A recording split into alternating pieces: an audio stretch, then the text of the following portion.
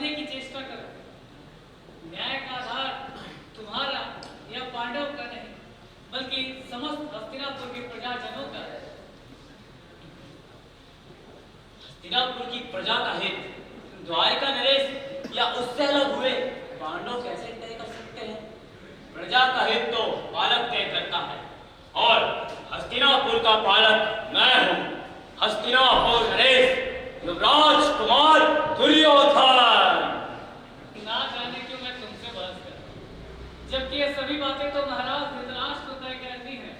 महाराज, तुम ठीक कहते हो कृष्ण, लेकिन दुर्योधन भी निश्चिंत होना चाहता कि उसके साथ अन्याय ना हो।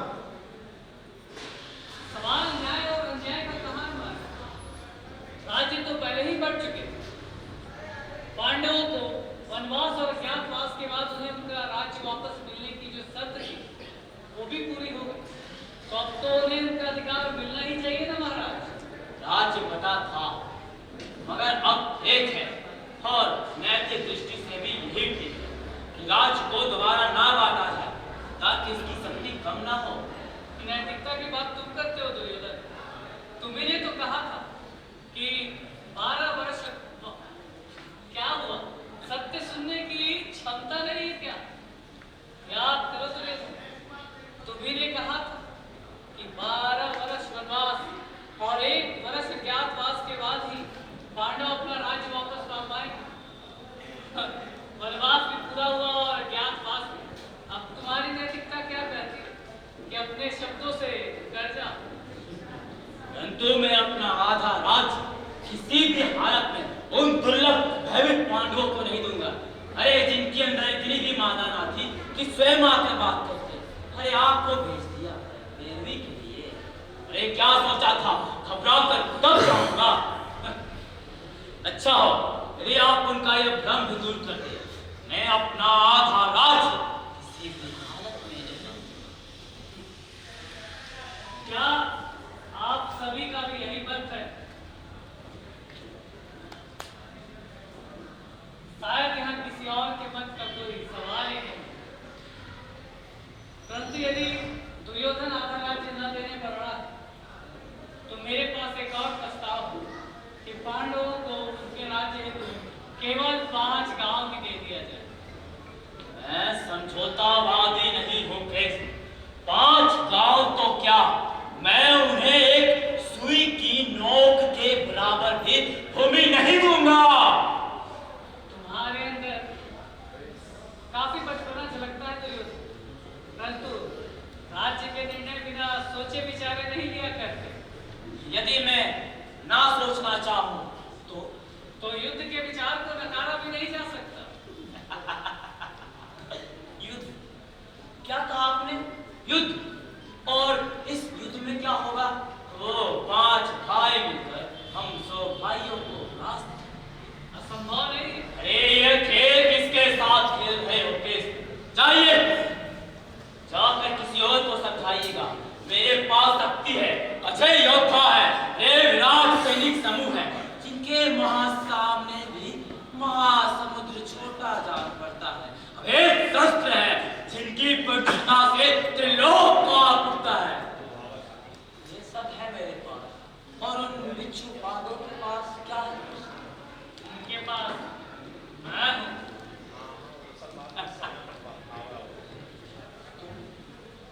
तुम क्या हो कृष्ण? धूर्त, केवल धूर्त, एक निर्बल कायर धूर्त जो अपनी बहुत प्रभुता के बल पर समझौते की बात करता है। अरे दुर्योधन के द्वार पर खड़ा होकर अपने प्रियजन पांडवों के लिए आधे राज की भिक्षा मांगता है और ना मिलने पर एक चतुर व्यापारी की तरह 5 गांवों का मोल करता है और कुछ भी ना मिलने पर युद्ध की खोखली धमकियां दे रहा है। तुम्हारे वक्त तलवार रखने मात्र से ही मुझे तुम्हारे खोखलेपन का एहसास होता है। तुम एक दिमक खाए बास से ज्यादा और कुछ भी नहीं हो।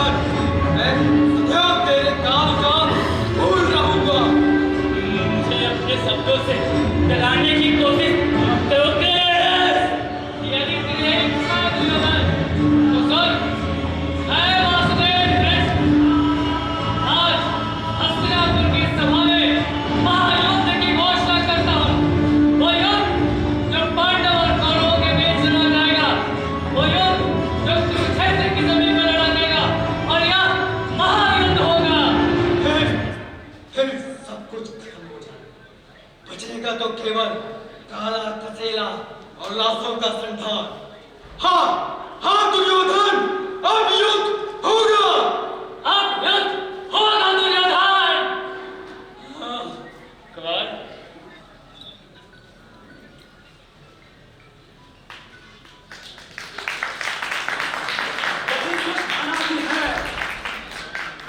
कान भी था और सदैव रहेगा।